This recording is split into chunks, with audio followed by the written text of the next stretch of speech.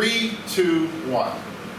Alright, we're about to get into chapter 17. We're skipping 16 because we kind of did it last year, and it's actually a pretty easy section, and we're going to do kind of a rehash of it in one lesson, and that's dealing with strong acids and strong bases.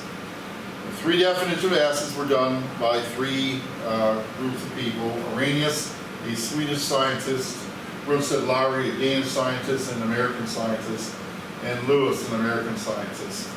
And Arrhenius said that an acid is anything that gives off hydrogen. Alright, and usually most compounds give off hydrogen, begin with hydrogen. The exception, of course, is the carboxylic acids. Untitled Lowry is any compound that gives off a proton. Now, that is virtually the same thing as saying gives off a hydrogen. Why? Because hydrogen has only a proton electron in 99% of all of its isotopes. So, when you lose a hydrogen, or an electron rather, to produce a hydrogen ion, that leaves you just a proton. So technically, these two are exactly the same thing, just written with a different insignia as to what's given off. Lewis, this is the same guy who did the Lewis dot structure, and he liked to do everything in terms of electron pairs. He also felt that the acid was being not totally representative of all possible structures of acids, and he proved this by doing the same idea that he did with his structures by using electron pairs. Not something we're going to get into at all. Well, I won't say at all, a little bit, but not very much. There's a whole branch of chemistry that deals with that called inorganic chemistry. Properties of an acid: taste sour. You know the most sour tasting of all the fruit juices is what? Right, it's either lemon juice or grapefruit juice. They're just so unbelievably tart. That's because they're highly acidic. They're more acidic than any other citrus fruits. They neutralize bases. They're exactly opposite each other. So, and we're going to talk about how that works in this chapter as well. Turns litmus paper red. Watch the video to understand what that means. It's kind of an analog way of dealing with pH, but you still hear a term used around in relation to that. So you really should kind of, it's just like a 2-minute video, so I would ask that you watch that so you understand what that meant. And it has a pH less than 7, which most of you I'm sure know already. 3 types of acids. They're binary acids, which has 2 elements, hydrogen and something else. All right, and they all begin with hydro and they end in ic acid. So, if we were to take a look at that, say like we have HCl. The fact that it's 2 elements tells us that it begin with hydro. So this is chlorine. But we drop the INE and put ic acid. Ic acid. Ugh. Hydrochloric acid. Okay, all one word.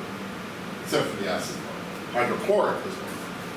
Okay, so this is another one we call strong acid, which we're talking about just a little bit. This then would be hydro because it's binary. And then bromic. Drop the INE in bromine, put IC instead, and then acid. And then H2S. Now this is binary as well because you have 2 elements, even though it's 3 atoms, it's only 2 elements. So again, you have to start with hydro. Now this is sulfur, which does not end in INE, so just tack an IC at the end. So this is hydrosulfuric acid.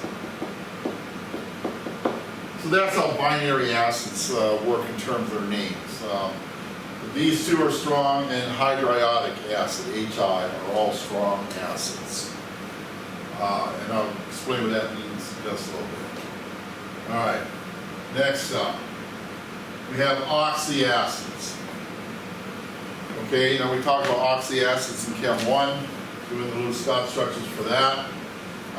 You get these, the name of these compounds from, and the formulas of the compound, come to think of it, from the polyatomic ion chart. Now, if you don't have a polyatomic ion chart, I've got a bunch in class you can pick up. I'll also attach one to the Google Classroom section for this chapter, so they can refer to that. It's an all right chart. It has everything we need, and maybe a couple extra. All right, so oxyacids. Let's take a look at oxyacids. Oxyacids is pretty much what you would expect to have oxygen. It has three elements: hydrogen, oxygen, and whatever element is the base form. If you take the polyatomic ion carbonate, carbonate is considered a base, which we'll get into later on as well, because it lacks hydrogens. If you want to neutralize this compound by adding hydrogens, you would have to add two of them, and that would give you H2CO3. This is the carbonate ion. But when you change it to an acid, you drop the ATE and put IC acid. So this is carbonic acid, which is the stuff they put in soda pop to make it fizzy. Because when this breaks down, when it decomposes, it forms water and carbon dioxide. There's your fizz. If you have, let's say, nitrate. Nitrate has a -1 charge. So how many hydrogens does it need to neutralize this thing? 1. So this becomes HNO3. So this is the nitrates, and again you drop the ATE and put IC acid. So this is nitric acid. And most of the negative oxyacids ions have names that end in ATE, creating acids that end in IC acid. But not all of them do. Example is this ion, NO2 negative. This is the nitrite ion. And because it has a different suffix than nitrate, it cannot be considered to be nitric acid when you neutralize it with one hydrogen, HNO2. So, that means then that this is going to have a different suffix. So when we drop the ITE, we still put NITR, but now you end it with OUS acid. And the OUS acid version of these compounds are weaker than the IC acid versions. In other words, if we have one less oxygen, it makes it less acidic, because there's less electronegativity differences going on here, which basically forces the hydrogen to come off of it. We talked about that before. All right, and the last one, they call them organic acids, and they're actually oxyorganic acids. It's just a different name. And when I introduced this to Chem 1, I just asked them to remember formic acid and acetic acid. You know the names, how they come by them. And they all in IC acid. In fact, the IUPAC names, they all in OIC acid, but that's not a new deal here. The first two are probably, even though we've talked about this before, it's just something you need to be familiar with. Bases are opposite of acids, as I'll show you in just a little bit. And according to Arrhenius, if acids give off hydrogen, these give off hydroxide ions. And we'll see why he says it and why they're opposites.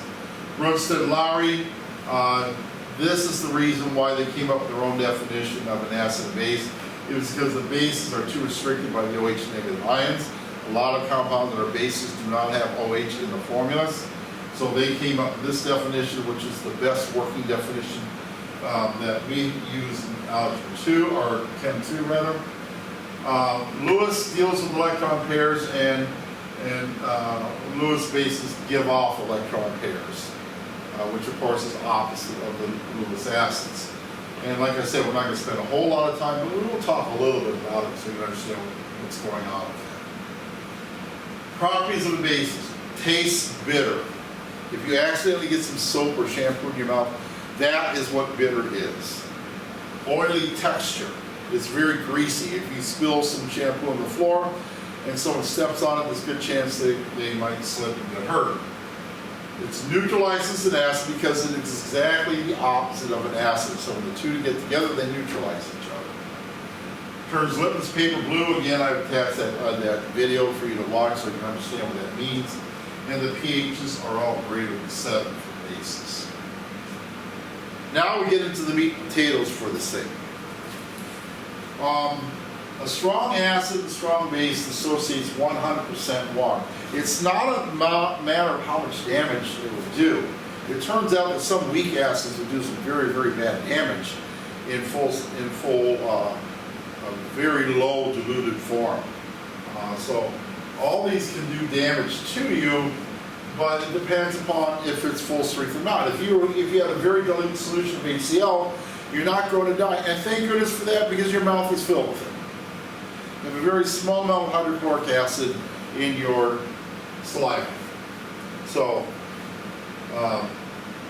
you're not going to die from it. But if you were to take your spit and boil it off, and oh my goodness, you could have very full strength HCl, just have to do a lot of spitting to get to that point. The 7 strong acid, HCl, HBr, HI, HNO3, H2SO4, HClO4, and HClO3. When they dissolve in water, they break down 100% completely. Now, this one right here, when I say it breaks down completely, it breaks down one hydrogen, and the remaining HSO4, which we call the bisulfate ion, stays bonded together. It takes more effort to break the second H off the SO4 than it does the first. But all the others have one hydrogen in them. They all break down completely. So if I were to represent that, let's take HCl, aqueous. It's going to be a single arrow reaction because that's what 100% means. It's going to break down 100% from H positive aqueous and Cl negative aqueous. Now contrast that with a weak acid, which we're going to be talking about in the next lesson. But a contraction of that is HClO. And that is the weak acid. So that tells us it can't be a single arrow reaction, because that says you're going completely from the left to the right. This says, not so much. You're going to have some of both. But the product's going to look pretty much the same, because the products aren't everything. The products will be mixed with this in a weak acid solution. In a strong acid solution, all of this is done. You'll not have any HCl left over. Completely broken down. These will not. And they vary according to their strength, which again is another topic that we're going to get into.